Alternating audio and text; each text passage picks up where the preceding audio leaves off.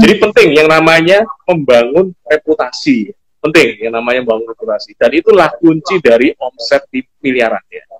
Cara membangun reputasi gimana, Mr. Roy? Nah, cara membangun reputasi juga banyak cara. Yang pertama adalah Anda kalau misalnya punya toko, tokonya yang bagus ya. Jadi Anda kalau misalnya bikin itu jangan asal-asalan. Jadi kalau misalnya punya toko di Instagram, ya harus bagus lah, desainnya harus bagus. Saya kemarin training, tim saya itu training desain ya. Jadi saya kapan hari ada training desain mastery itu gimana sih caranya orang yang awam desain itu bisa bikin desain bagus, cuma 1-2 menit aja udah jadi. Bikin desain yang bagus, postingan yang bagus, sering-sering IG story. Nah, ketika dari sana engagement terbentuk, otomatis follower nambah. Itu yang pertama. Yang kedua, ada yang namanya riset hashtag. Jadi ilmunya banyak sih. Ada yang namanya riset hashtag. Ketika teman-teman upload, itu kan hashtag harus di-riset ya. Hashtag yang bagus itu apa aja. Jadi ketika kita sering posting, otomatis kita dominasi di hashtag tersebut. Lalu cara yang ketiga, ketika customer beli, kita layani ya dengan baik ya. Jangan balasnya lama ya. Misal DM, ada yang DM hari ini, pagi ini, balasnya siang atau sore, jangan. Harus kita fast respon. Fast respon itu juga menimbulkan kepercayaan. Kalau teman-teman udah punya namanya toko online, nah kita scale up. Kita udah berpikir gimana caranya bikin website. Bikin website yang bagus ya. Website yang bagus, jadi domain itu domain.com lah, kita expand sedikit, harus punya domain.com, hostingnya juga bagus. Itu membuat orang membangun reputasi, membuat orang percaya pada kita. Apalagi ketika teman-teman udah punya reputasi, di sana mungkin ada reporter atau wartawan yang mewawancarai teman-teman, dari sana reputasi juga terbangun. Itulah yang disebut authority. Kita dikenal ya, kita bisa closing karena orang percaya. Nah, ketika kita dipercaya, itu namanya equity ya. Ada namanya brand equity. Kepercayaan itu juga namanya equity. Ketika kita semakin dipercaya, banyak orang yang percaya pada kita, apalagi media udah meliput, nah, itu juga poin plus buat teman-teman.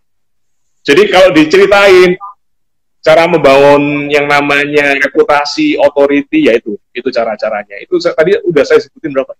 5 atau 6 ya?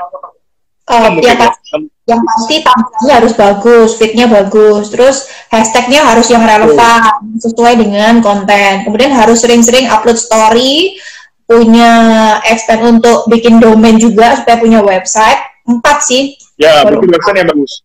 Iya. Oke. Website saya ya, mrnoily.com, coba teman-teman buka, itu kan bagus. Contohnya ya, nanti expand mrnoily.com. Itu teman-teman bisa lihat, domainnya.com, postingnya bagus, kalau itu bagus.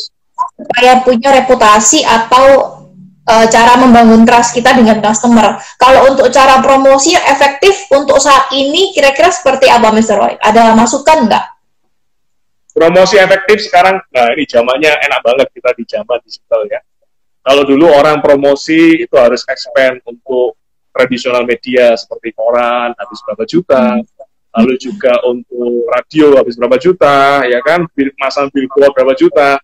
Saya ingat teman-teman itu pasang yang namanya mau ngadain seminar misalnya, itu pasang billboard ya kan udah keluar expand 40-50 juta. Nah, yang datang belum tentu orang yang lihat billboard karena nggak terukur. Nah, kalau sekarang kita punya promosi di dunia digital itu terukur ya. Jadi promosi yang terukur itu enaknya di dunia digital. Dengan cara apa? Ya macam-macam. Teman-teman bisa promosi di Instagram ya. Instagram itu ada story bisa, posting bisa, di Facebook juga bisa promosi di sana. Lalu sekarang kita ada Google ya. Saya udah belajar Google, SEM namanya, Search Engine Optimization. Nah, kalau teman-teman pakai yang namanya SEM, Search Engine Marketing ya, SEM, itu bisa mentarget kata kunci. Jadi kita bisa iklan, itu satu hari cukup 10.000 ya kan, atau satu hari 100.000, 1 bulan 3 juta. Itu udah teman-teman ketika expand satu bulan 3 juta, itu omset dia dapat, itu bisa puluhan bahkan ratusan juta. Nah, jadi margin profitnya dibandingkan dengan expand untuk dikeluarin, itu sangat-sangat nggak sebanding ya, sangat-sangat nggak sebanding. Apalagi kita di Indonesia. Kalau di luar negeri, misalnya di negara-negara Aussie, kenapa? SEM. SEM, Search Engine Marketing ya. Jadi Search Engine Marketing. Oh, SEM itu adalah Search Engine Marketing. Kalau SEO itu Search Engine Optimization. Kalau SEM berarti kita beriklan di Google Ads. lebih bagus ketika diiklankan di Google ya. Itu contoh produk seperti ya komoditi ya. Kalau fashion, makanan itu lebih bagus iklannya di Instagram ya kan, lebih bagus iklannya di Facebook. Dan lebih bagus ketika kita bisa mentarget ya. Enaknya iklan di sosial media itu kita bisa target ya. Misalnya saya ingin iklan itu usianya 21 tahun sampai 30 tahun aja. Yang punya interest ya, yang punya interest di bidang misalnya dia suka jualan online, kita bisa pilih. Saya pokoknya mau iklan usia 21 sampai 30 tahun, sukanya belanja online, lalu cewek ya kan udah menikah atau bla bla bla, itu kita bisa atur.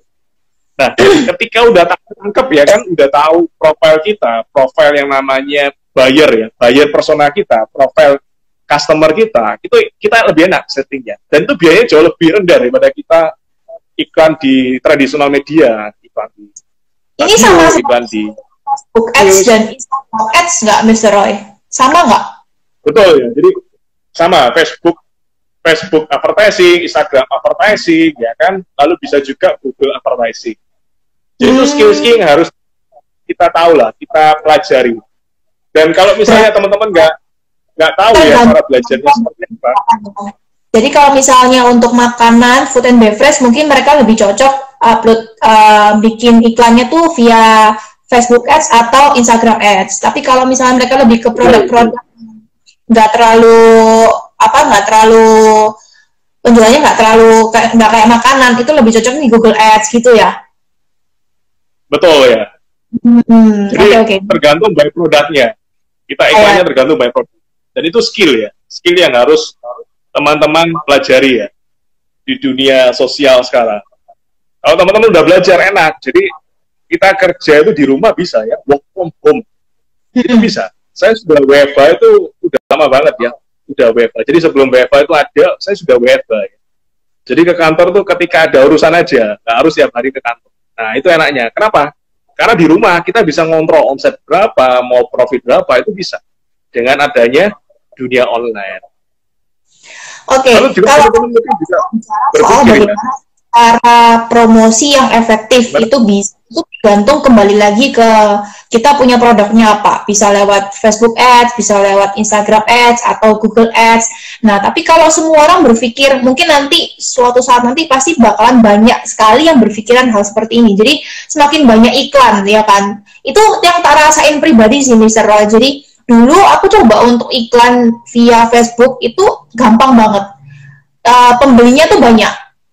Tapi semakin kesini makin sedikit, karena mungkin makin banyak orang yang iklan gitu loh.